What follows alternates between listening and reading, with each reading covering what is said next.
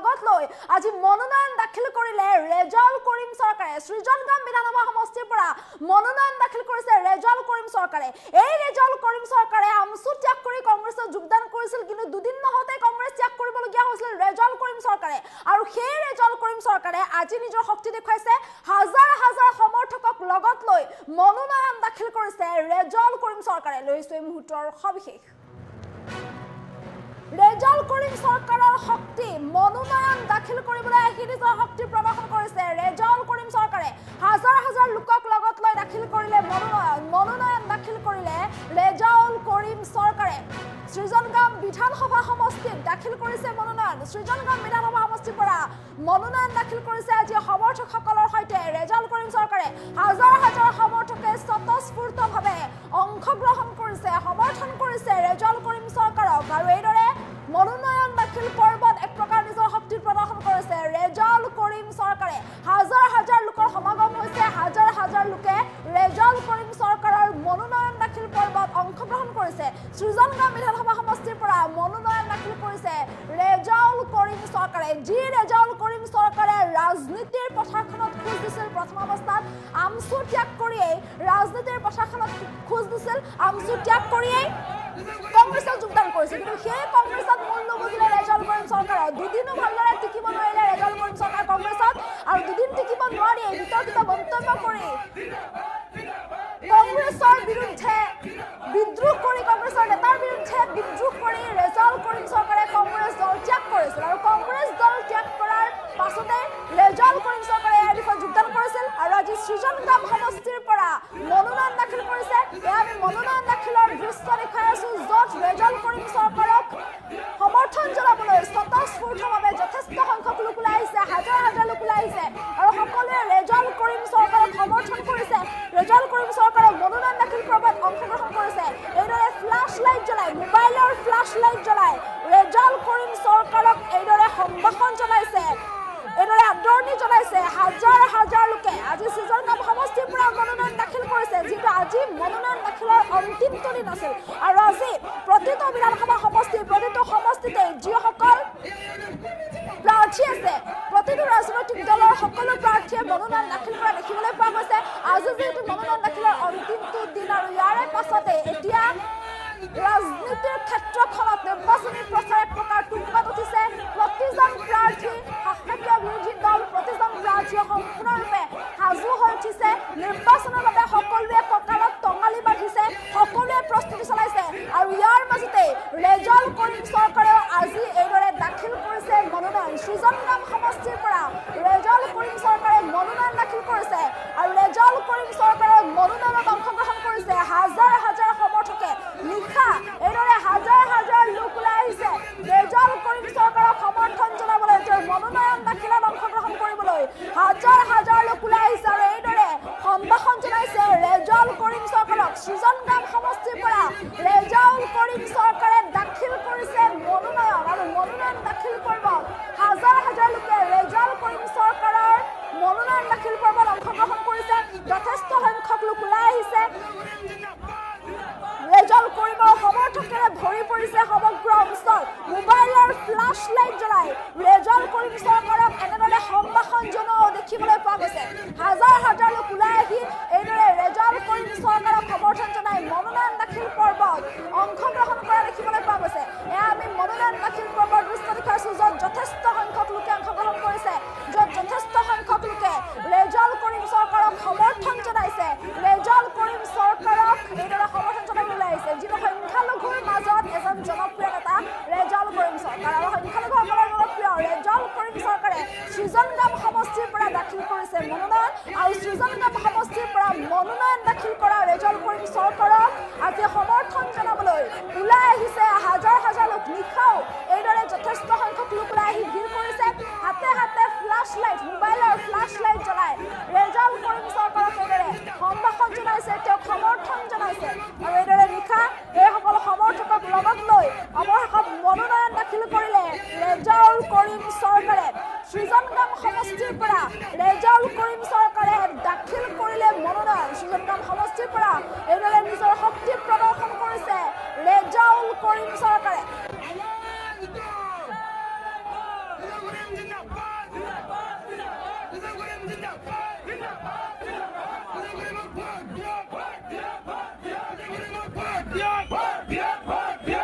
মই মনোনয়ন দাখিল কৰিব ৰাইজক নোকোৱাকৈ মই মনোনয়ন দাখিল কৰিব গৈছিলোঁ। কিন্তু আজি মোৰ ছিজনগ্ৰাম সমষ্টিৰ সন্মানীয় ভোটাৰ ৰাইজে স্বতঃস্ফূৰ্তভাৱে হাজাৰ হাজাৰ ৰাইজে নিজেই ওলাই আহি গোটেই দিনটো নাখাই তেওঁলোকে যি ধৰণে সমষ্টিৰ চুকে কোণে প্ৰচাৰ কৰিলে, তাৰ বাবে মই প্ৰথমতে মোৰ সমষ্টিৰ সন্মানীয় ভোটাৰসকলক আন্তৰিক ধন্যবাদ আৰু কৃতজ্ঞতা জ্ঞাপন কৰিছোঁ। আৰু প্ৰমাণ কৰিলে যে ছিজনগ্ৰামৰ ৰাইজক মই যি মোৰ বেটা হোৱাৰ ইচ্ছা প্ৰকাশ কৰিছিলোঁ, যে মই ছিজনগ্ৰামৰ বেটা হ'ব বিচাৰোঁ, আজি মোৰ পিতৃসকলে, মোৰ খুৰা মামাসকলে, পেহাসকলে আজি নিজেই ঘৰৰ পৰা ওলাই আহি মই নথকা অৱস্থাত দিনটো আজি তেওঁলোকে মোৰ হৈ নিৰ্বাচনী প্ৰচাৰ চলালে। ইয়াতকৈ আৰু সুখৰ কথা কি হ'ব পাৰে যে ৰেজাল্ট কৰিম চৰকাৰক নোহোৱাকেই তেওঁলোকে নিজে নিজেই ৰেজাল্ট কৰিম চৰকাৰ হৈ অহা 9 তাৰিখে ৰাইজক ভোটদান, ৰেজাল্ট কৰিম চৰকাৰৰ পক্ষত, তালাচাবিৰ পক্ষত ভোটদান কৰিবৰ কাৰণে তেওঁলোকে আহ্বান জনাইছে। এই মৰম, এই ভালপোৱা, এই ঋণ মই কেতিয়াও কাহানিও তেওঁলোকৰ পূৰণ কৰিব নোৱাৰিম। কিন্তু মোৰ ওপৰত যি আস্থা আৰু বিশ্বাস ছিজনগ্ৰাম সমষ্টিবাসী ৰাইজে ৰাখিছে, অসমবাসী ৰাইজে ৰাখিছে, অসমৰ সংখ্যালঘু ৰাইজে ৰাখিছে, মই সেই আস্থাৰ বিশ্বাস কেতিয়াও ভাঙি নিদিওঁ। সেই আস্থাৰ বিশ্বাসক সাৰথি কৰি মই অহা দিনবিলাকত সংখ্যালঘু ৰাইজৰ ন্যায় নিৰাপত্তাৰ অধিকাৰৰ কাৰণে মই যুঁজিম। লগতে ছিজনগ্ৰাম সমষ্টিটো আটাইতকৈ পিছপৰা সমষ্টি, গৰাখহনীয়া, স্কুল কলেজ, ৰাস্তা ঘাট, স্বাস্থ্য, খোৱাপানী, বিদ্যুৎ এইবোৰ সমস্যা জৰ্জৰিত। গতিকে এই সমস্যাবিলাক সমাধান কৰি এটি নতুন ছিজনগ্ৰাম গঢ়াৰ মই লক্ষ্যৰে মই কাম কৰিম, যদি মোক ছিজনগ্ৰামবাসী ৰাইজে এনেদৰে স্বতঃস্ফূৰ্ত সঁহাৰি দি 9 তাৰিখে ভোট দি বিধায়ক নিৰ্বাচিত কৰে। গতিকে মই কথা দিছোঁ আজিৰ সন্মানীয় ভোটাৰসকলক, ছিজনগ্ৰামবাসী ৰাইজক, যে মই নিশ্চিতভাৱে ছিজনগ্ৰামৰ প্ৰতিজন মানুহৰ মুখত মই হাঁহি দেখা বিচাৰোঁ। আৰু সংখ্যালঘু ৰাইজৰ, যি অসমৰ সংখ্যালঘু ৰাইজক যি ধৰণে নিৰ্যাতিত কৰিছে, মিয়াৰ নামত, উচ্ছেদৰ নামত, মাদ্ৰাছা মছজিদ ভঙাৰ নামত যি ধৰণে আক্ৰমণ কৰিছে হিমন্ত বিশ্ব শৰ্মা ডাঙৰীয়াই, গতিকে এই জবাববিলাক যিহেতু কোনেও নিদিয়ে, এই উত্তৰবিলাক যেতিয়া কোনেও বিধানসভাৰ মাজত প্ৰশ্নবিলাক উত্থাপন নকৰে, গতিকে এই কথা বাৰ্তাবিলাক নিশ্চিতভাৱে সবলভাৱে শক্তিশালীভাৱে উত্থাপন কৰিবৰ কাৰণে যদি মোক আল্লাহ তালাই বা আমাৰ ছিজনগ্ৰাম সমষ্টিবাসী ৰাইজে ভোট দিয়ে, তেনেহ'লে মই নিশ্চিতভাৱে এই কথাবিলাক সবলভাৱে দাঙি ধৰিম। গতিকে মই সন্মানীয় ছিজনগ্ৰামবাসী ৰাইজক আহ্বান জনাইছোঁ যে আপোনালোকে মোক অহা 9 তাৰিখে মোক এটি ভোটদান কৰি আপোনালোকৰে সন্তান হিচাপে মোক এটি ভোট দি মোৰ এই প্ৰতিবাদী কণ্ঠটোক আপোনালোকে জীয়াই ৰাখিব আৰু সংখ্যালঘু ৰাইজৰ হৈ, ছিজনগ্ৰামবাসী ৰাইজৰ হৈ কাম কৰাৰ এটা সুবিধা দিব। যাৰ কাৰণে মই বিবেক বিবেচনা কৰি মোৰ দলৰ মানুহখিনিক কৈছোঁ, আপোনালোকেতো ভোট দিবই, দলৰ বাহিৰত যিসকল মানুহ আছে তেওঁলোককো মই কৈছোঁ যে বিবেক বিবেচনা কৰি উপযুক্ত প্ৰাৰ্থী নিৰ্বাচিত কৰিলে সংখ্যালঘু ৰাইজৰ বিগত দিনত কোনে কি কৰিছে বা ভৱিষ্যতে কৰিব, এই কথা বাৰ্তাবিলাক চিন্তা কৰি কংগ্ৰেছ, AJP বা অন্যান্য দলৰ সন্মানীয় ভোটাৰসকলক মই আহ্বান জনাইছোঁ, আপোনালোকেও এবাৰ অন্ততঃ ৰেজাল্ট কৰিম চৰকাৰৰ পক্ষত থিয় হৈ ৰেজাল্ট কৰিম চৰকাৰক এটি সুবিধা দিয়ক। প্ৰতিদ্বন্দ্বী নিৰ্বাচন খেলিব আহিছোঁ, প্ৰতিজন সন্মানীয় প্ৰাৰ্থীয়ে ইয়াত প্ৰতিদ্বন্দ্বী কৰিছে, গতিকে প্ৰতিদ্বন্দ্বী সকলোৰে লগত হ'ব। ইয়াত যোনে এটা ভোট পাব তেওঁৰ লগতো প্ৰতিদ্বন্দ্বিতা হ'ব, যোনে 10,000 ভোট পাব তেওঁৰ লগতো প্ৰতিদ্বন্দ্বিতা হ'ব। গতিকে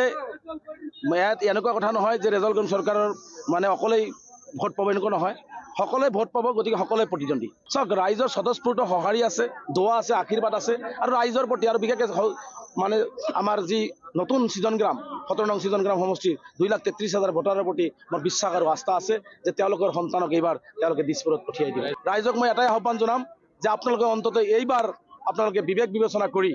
আপোনালোকে ৰেজাল্ট কৰিম চৰকাৰক আগন্তুক দিনত সংখ্যালঘু জাতিটোৰ হৈ কথা কোৱাৰ কাৰণে আৰু নতুন ছিজনগ্ৰাম কৰাৰ কাৰণে এটি ভোট আপোনালোকে ভিক্ষা দিব বুলি মই আহ্বান জনাইছোঁ। মই মনোনয়ন দাখিল কৰিব ৰাইজক নোকোৱাকৈ মই মনোনয়ন দাখিল কৰিব গৈছিলোঁ।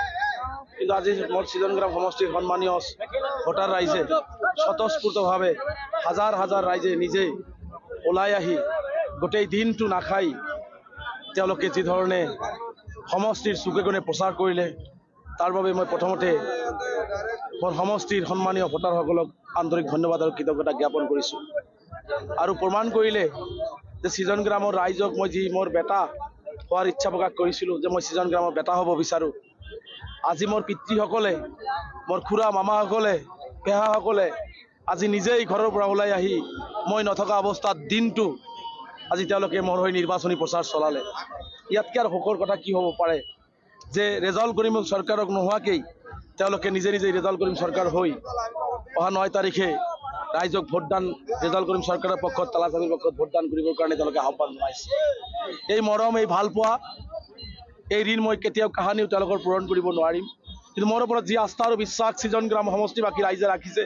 অসমবাসী ৰাইজে ৰাখিছে, অসমৰ সংখ্যালঘু ৰাইজে ৰাখিছে, মই সেই আস্থাৰ বিশ্বাস কেতিয়াও ভাঙি নিদিওঁ। সেই আস্থাৰ বিশ্বাসক সাৰথি কৰি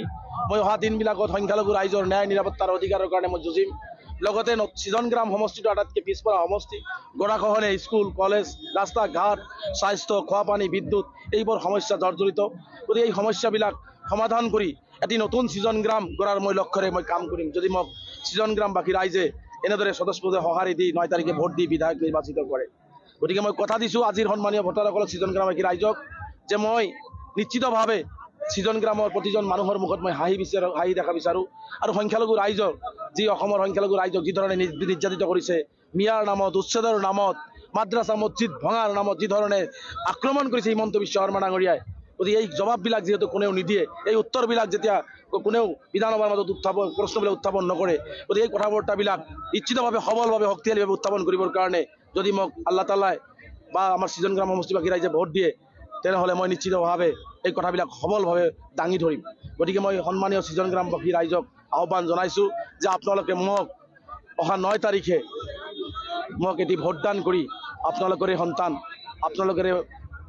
সন্তান হিচাপে মোক এটি ভোট দি মোৰ এই প্ৰতিবাদী কণ্ঠটোক আপোনালোকে জীয়াই ৰাখিব আৰু সংখ্যালঘু ৰাইজৰ হৈ ছিজন গ্ৰামবাসী ৰাইজৰ হৈ কাম কৰাৰ এটা সুবিধা দিব। যাৰ কাৰণে মই বিবেক বিবেচনা কৰি মোৰ দলৰ মানুহখিনিক কৈছোঁ, আপোনালোকেতো ভোট দিবই, দলৰ বাহিৰত যিসকল মানুহ আছে তেওঁলোককো মই কৈছোঁ যে বিবেক বিবেচনা কৰি উপযুক্ত প্ৰাৰ্থীক নিৰ্বাচিত কৰিলে সংখ্যালঘু ৰাইজৰ বিগত দিনত কোনে কি কৰিছে বা ভৱিষ্যতে কৰিব, এই কথা বাৰ্তাবিলাক চিন্তা কৰি কংগ্ৰেছ, AJP বা অন্যান্য দলৰ সন্মানীয় ভোটাৰসকলক মই আহ্বান জনাইছোঁ, আপোনালোকেও এবাৰ অন্ততঃ ৰেজাল্ট কৰিম চৰকাৰৰ পক্ষত থিয় হৈ ৰেজাল্ট কৰিম চৰকাৰক এটি সুবিধা দিয়ক। প্ৰতিদ্বন্দ্বী নিৰ্বাচন খেলিব আহিছোঁ, প্ৰতিজন সন্মানীয় প্ৰাৰ্থীয়ে ইয়াত প্ৰতিদ্বন্দ্বী কৰিছে, গতিকে প্ৰতিদ্বন্দ্বী সকলোৰে লগত হ'ব। ইয়াত যোনে এটা ভোট পাব তেওঁৰ লগতো প্ৰতিদ্বন্দ্বিতা হ'ব, যোনে 10,000 ভোট পাব তেওঁৰ লগতো প্ৰতিদ্বন্দ্বিতা হ'ব। গতিকে ইয়াত এনেকুৱা কথা নহয় যে ৰেজাল্ট কৰিম চৰকাৰৰ মানে অকলেই ভোট পাব, এনেকুৱা নহয়, সকলোৱে ভোট পাব, গতিকে সকলোৱে প্ৰতিদ্বন্দ্বী। চাওক, ৰাইজৰ স্বতঃস্ফূৰ্ত সঁহাৰি আছে, দোৱা আছে, আশীৰ্বাদ আছে, আৰু ৰাইজৰ প্ৰতি আৰু বিশেষকৈ মানে আমাৰ যি নতুন ছিজন গ্ৰাম 17 নং ছিজন গ্ৰাম সমষ্টিৰ 2,33,000 ভোটাৰৰ প্ৰতি মোৰ বিশ্বাস আৰু আস্থা আছে যে তেওঁলোকৰ সন্তানক এইবাৰ তেওঁলোকে দিছপুৰত পঠিয়াই দিব। ৰাইজক মই এটাই